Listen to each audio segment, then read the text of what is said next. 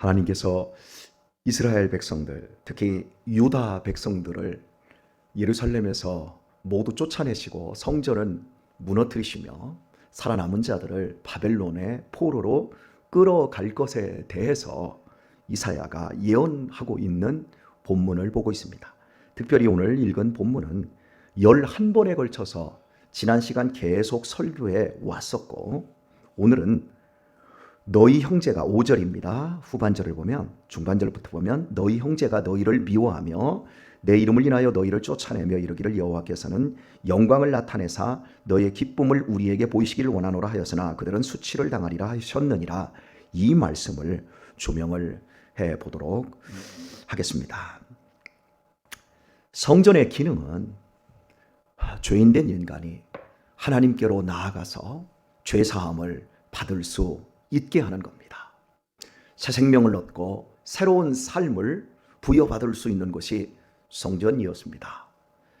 그런데 외적인 그 기능은 그대로 하고 있습니다. 소도 잡아드리고 양도 잡아드리고 예물도 하나님 앞에 드리고 분향하는 것이 끊임없이, 기도가 끊임없이 올려지고 있습니다.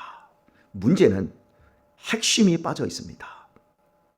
전자제품에 전기가 빠지면 고물인 것처럼 성전에서 가장 중요한 제사라든지 기도의 모습은 그대로 있는데 그 중심, 사람이 새로워지는 것, 사람이 거듭나는 것, 이것만 쏙 빠져 있는 겁니다.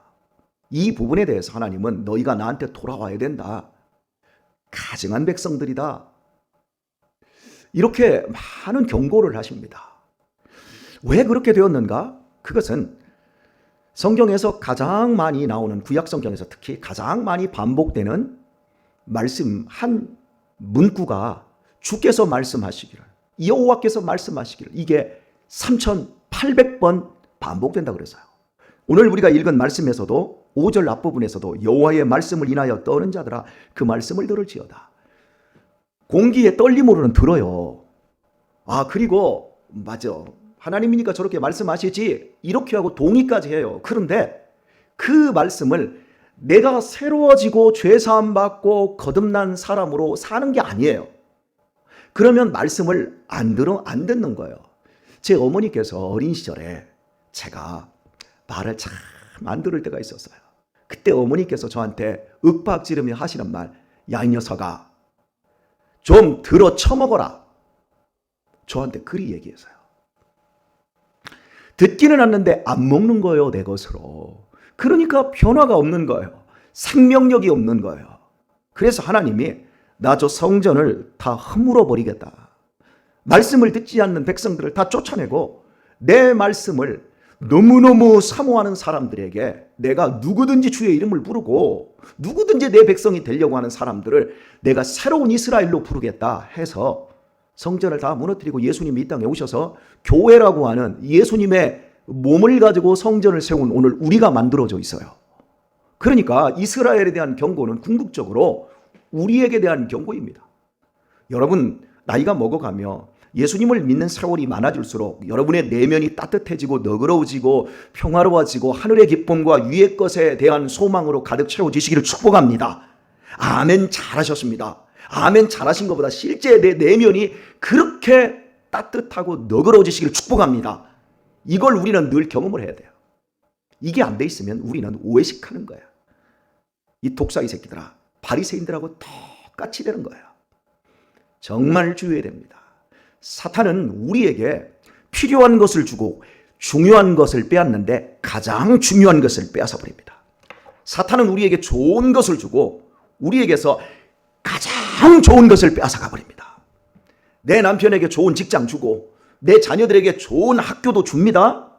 그래놓고 사랑과 신뢰와 소통을 다 빼앗아 가버립니다. 그래서 돈은 많이 벌기 위해서, 공부 열심히 하기 위해서 유학도 가고 멀리 가서 공부 열심히 하고 돈 벌기 위해서 아침 새벽 이른 시간에 나가서 밤 12시에 들어오고 그렇게 최선을 다하고 충성을 다하는데 가정 안에 사랑이 빠집니다. 그러면 그런 가정은 생지옥이 되는 거예요. 내가 열심히 하는데 왜 그러지? 이게 뭐지? 하나님은 우리들에게 너희가 이 세상에서 구할 것은 그의 나라, 영원한 나라, 그의 뜻, 하나님의 뜻이에요.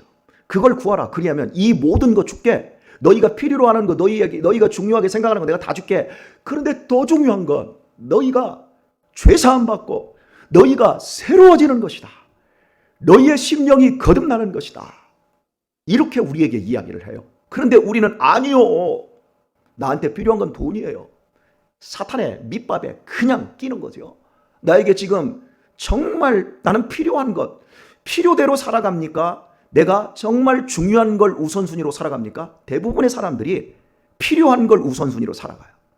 그러니까 그때그때 땜빵식인 거죠. 우리가 새벽에 나와 이렇게 기도를 합니다.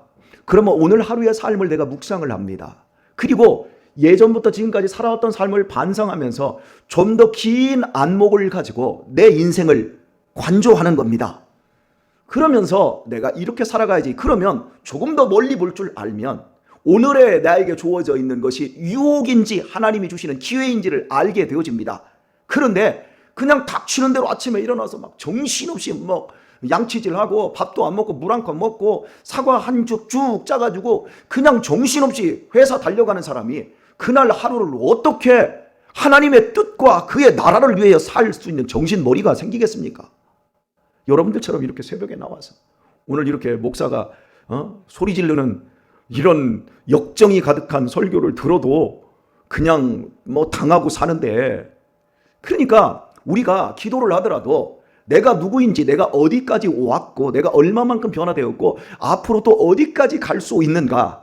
인생은 지나가는 잠시 잠깐의 나그네인데 나의 지금 화려한 박수와 또 사람들의 따뜻한 격려와 부러움, 이런 것들이 과연 나에게 어떻게 유익하고 나에게 어떻게 해가 되는지를 가름하지 않은 채 그냥 오늘 하루를 끌려가 버리면 그런 인생이 어떻게 최우승이 얻는 그 자리에 있을 수 있을까요? 어떻게 성화된 아름다운 삶으로 빚어질 수 있을까요? 가장 달콤한 말이 뭡니까, 여러분? 송이꿀보다 달다 그러잖아요. 하나님의 말씀이죠. 인정하십니까? 하나님의 말씀이 달콤합니까? 세상에서 달콤한 말이 딱 두 가지가 있어요. 첫 번째는 하나님의 말씀입니다. 두 번째는 사기꾼의 말입니다. 거짓말입니다. 사기꾼의 말, 거짓말, 그것만큼 달콤한 게 없어요. 그래서 사람들이 그 사기꾼의 말에 속아서 자기의 돈도 뺏기고 자기의 몸도 상하고 가정도 잘못되고 자기의 영혼까지 털털 털리는 경우들이 정말 많습니다. 그러면 왜 사람들이 사기꾼의 말씀을 듣습니까? 자기 귀에 좋은 소리를 해주고 자기 칭찬해주는 소리 해주고 될 것 같은 소망의 말을 틀림없는 성공할 수 있는 메시지를 자꾸 집어 넣어주니까요. 그런데 저 같은 사람들은요, 그 사기꾼의 말에 안 속아요. 왜요? 나는 달콤한 말, 하나님의 말씀의 그 달콤함의 신비를 제가 알았거든요. 그리고 이것은 제 진짜거든요. 가짜에 맞들린 사람은 진짜를 보면 겁을 냅니다. 그런데 진짜에 맞들린 사람은요, 가짜를 보면 가짜를 100번 다 판별해버립니다. 참기름도요, 순참기름이 있어요. 그냥 기름이면 기름이지 뭐 거기에 참기름. 나중에 보니까 참기름도 있더라고요. 야, 뭐가 참기름? 그런데 순참기름, 참기름 다 써놨는데 다 가짜야. 그럼 뭐가 진짜입니까? 수양관에서 이민자 권사님, 김동철 장로님이 농사해가지고 짜가지고 목사님 이거 진짜입니다. 할 얘기도 없어. 진짜라고 하지도 않아. 그냥 딱 가져가 덜렁덜렁 가방에다 들고 와가지고 가방 딱 들어가지고 목사님, 이 양반은 좀 따뜻하게 목사님 내가 농사 졌으니까 한번 드셔보시고 맛 한번 보시고 기도해 주세요. 이러고 좀 다정다감하게 얘기하면 얼마나 좋아. 그런 얘기도 안 해. 그냥 수양관에서 뭐 있으면 뭐 딱 가져오시면 딱 가져오셔서 네 고맙습니다. 사람이 그런 사람이라는 걸 알아. 근데 그 사람은 중심이 그런 사람이요. 근데 중심이 따뜻하고 정말 섬김을 잘하는 사람이야. 그런데 이러고 딱 둔다고. 이게 뭐요? 좀 따뜻하게 말해봐. 살갑게 말해봐. 부드럽게 좀 얘기해봐. 할 필요가 없어. 왜? 그냥 손 딱 하고 내밀 때 저는 그분을 알아요. 왜? 진짜를 봤으니까. 그런데 그 진짜를 안 본 사람은 왜 그렇게 사람이 뻐셔? 뻣뻣 이렇게 할 수 있어요. 맞지요? 근데 제가 이제 진짜를 막 참기름을 그냥 갖다 줘도 이거 진짜야. 그러면 먹을 때 알아. 와, 그 향기, 그냥 생채 탁탁 쓸어가지고 쫙 묻혀가지고 거기다가 참기름만 딱 넣고 무치면 얼마나 맛있어. 거기다 또 참기름 넣고 밥 남은 거 비벼서 먹으면 겁나게 맛있습니다. 여러분 지금 막 입이 돌지요 침이. 진짜 많은 사람들이 가짜 신앙생활 하는 이유가 뭡니까? 교회에 와가지고 하나님의 진짜 위로를 받아본 적이 없는 거예요. 그러니까 자꾸 목사에게 기대는 거예요. 자꾸 사람에게 인정받으려고 하는 거예요. 진짜 하나님의 위로를 받으면 내가 폭풍 가운데서도 마음이 평정심을 찾을 수 있습니다. 그런데 진짜 위로를 못 받는 거예요. 그냥 교회가 개모임인 줄 알아요. 장로님에게 좀 사랑받고 좀 목사에게 좀 인정받고 좀 알아주고 그러면 되는 줄 알아요. 하나님의 진짜 말씀의 능력 속에 역사하는 성령님의 위로와 평안을 조장해 주시는 하나님의 그 감격적인 능력들을 경험하지 못하니까 설교에 목사님 다 동의합니다. 어떻게 목사님하고 나랑 노선이 똑같아요? 똑같지 뭘 똑같아? 진짜 내가 하나님의 말씀의 능력을 맛보면요. 이 세상이 가져다주는 가짜 사기꾼의 그 달콤한 말에 속아 넘어갈 필요도 없고 넘어가지도 않아요. 그런데 이스라엘 백성들이 다 넘어가 버린 거예요. 성전 가져다 놓고 하나님 성전 주었는데 마음은 하나님에게서 천리말리 몰고 그냥 몸뚱이만 성전에 와 있는 거예요. 그리고 마음은 다 어디에 가 있냐면 세상 재물에 가 있는 거예요. 그리고 자기의 길, 자기가 잘 되는 길, 중심이 잘 되는 길이 아니라 외적인 것들이 잘 되는 길, 이런 것들을 쫓아가는 거예요. 본질을 찾지를 못하는 거예요. 중심을, 코어를 잃어버리는 거예요. 여러분 우리의 몸에서 제일 중요한 게 척추예요. 척추가 빳빳이 쓴 사람은요 별로 질병이 없어요. 제 아내가 저한테 늘 책망하는 거, 당신은 등이 굽어, 허리 좀 세워. 더 등이 굽었어요. 사진을 찍어보고 우리 같이 있으면 굽어서 이러고 다녀요. 그런데 우리 하영이도 아버지를 닮아서 이러고 다녀요. 야, 아버지는 그렇다라 너는 좀 피어. 그러면 아버지부터 피어가 쫙 피려고. 요즘은 밴드를 가지고 집에서 이렇게 잡아놔요. 그래야 되는데 이게 안 펴지니까 목에 무리가 오고 어깨가 잘못되고 자꾸 눌려요. 근데 제 아내가 저하고 지금 이제 24년째 살고 있거든요. 단 한 번도 아픈 적이 없어요. 병원을 딱 한 번 갔어요. 여기 PMC 박병원에 어깨에 석회가 생겼대요. 그래서 석회 생긴 것 때문에 병원 갔지. 하영이가 그런 거예요. 엄마는 병원 가는 걸 못 봐서. 여러분 나이가 어려서 그렇다고요? 아니요. 우리 교회 우리 아내 또래 되는 사람들도 번번이 알아요. 그래서 목사님 이번 주에 아파서 교회 못 와요? 근데 난 그 원동력이 어디 있을까? 제 아내는 허리가 빳빳해요. 허리를 얼마나 꼿꼿이 세우는지 자리에 앉아서도 밥 먹을 때도 공부할 때도 지금도 하루에 책상에 앉아있는 시간이 평균 18시간, 19시간씩 공부해요. 어제 저녁에도 제가 저녁에 9시에 자서 1시에 일어났어요. 우리 아내가 1시 반에 잠자러 들어갔어요. 계속 공부만 해요. 그런데 무너지지 않아요. 왜? 중심이 잡히니까. 여러분, 우리의 삶에 있어서 우리가 무너지지 않을 수 있는 배경, 주일 예배가 우리의 삶을 무너지지 않도록 우리의 심령을 단단하게 고정시키는 원리가 되어야 할 줄 믿습니다. 주일에 와서 회개하고 새로워지고 다시 힘을 얻고 이번 한 주를 버텨낼, 이번 한 주를 믿음으로 싸워야 될 힘을 얻으시기를 바랍니다. 이 축이 되어야 돼요. 앉자마자 꼬박꼬박 졸아요. 설교 시작하자마자 목 젖히고 졸아요. 그런 사람이 어떻게 승리할 수 있겠어요? 오늘 우리의 삶 속에서 가장 그 중심에 무엇가 들어있는지 살펴봐야 됩니다. 본문 우리에게 정확하게 얘기합니다. 자, 5절 다시 한번 봅니다. 너희 형제가 너희를 미워합니다. 형제인데 미워합니다. 그리고 미워하면서 내 이름을 인하여 너희를 쫓아내는 겁니다. 그리고 말하기를 여호와께서는 영광을 나타내사 너희의 기쁨을 우리에게 보이시기를 원하노라. 자, 여러분 보세요. 나약한 형제예요. 도와주고 세워주고 섬겨주고 붙들어줘야 될 연약한 지체예요. 그런데 그 지체를 미워해요. 여러분 부잣집에 이렇게 가난한 사람들이 자꾸 붙으면요 부자들이 되게 싫어해요. 자꾸 밀쳐내려고 그래요. 가난을 증오해요. 그러니까 교회에서 잘 사는 사람들이, 힘 있는 사람들이 연약한 사람들 싫어하고 미워하는 거예요. 그러면서 말은 얼마나 기가 막히게 잘하는지 몰라요. 여호와께서 영광을 나타내고 너희의 기쁨을 보이시기를 원하노라, 이렇게 말하고 있는 거예요. 그러니까 여러분 보세요. 나약한 지체들, 가난한 지체들이 있어요. 부족한 사람들이 있어요. 그러면 그 사람들을 힘 있는 사람들이 보다듬어주고 세워주고 그들을 도와주면서 너희에게도 기쁨이 있기를 원하노라. 이러면서 기쁨을 나누고 기쁨을 배가시켜 가야 되는데, 있는 자들은 꾹 하면서 하나님께서 너희를 축복해 주시기를 원해, 그러면서 그들 다 쫓아내는 거예요. 교회가 이럴 수 있어요. 우리 교회도 불황자들 오잖아요. 올 때 여러분의 반응이 어때요? 새파랗게 젊은 놈이 왜 그따위로 살아? 말하는 거 할 수 있어요. 그 말은 옳은 말이에요. 왜 그따위로 살아? 그런데 그렇게 하기 전에 그 사람에게 어디를 가도 그 대우밖에 못 받아요. 그에게 따뜻하게 밥 먹었냐? 배고프지? 밥이라도 사 먹어라. 내가 밥 한 끼는 줄 수 있잖아요. 내가 할 수 있는 게 그거거든요. 그런데 우리는 이 교회 안에서 선생 노릇을 해요. 애들이 찢어진 청바지를 반쯤 입어서 허벅지 갖다 벌렁벌렁 다 보여요. 그거 보면 저도 기분이 안 좋아요. 어떻게 하나님의 전에 오는데 저렇게 온 것만 해도 감지덕지하고 감사하면 어때요? 찬양인도로 올라오는데 담배 냄새가 푹푹 나요. 여러분들보다 제가 이렇게 해서 찬양인도 하고 있는데 제가 여기로 올라가고 오는데 여기서 담배 냄새 푹푹 나요. 그러면 저 담배도 못 끊는 것이 무슨 찬양인도 한다고. 그렇게 마음에서 불끈하기 전에 하나님, 저러고도 믿음 생활을 하려고 하는 게 기특하니 감사합니다. 이러면서 내가 한 번이라도 더 받아내주고 참아내주면 좋잖아요.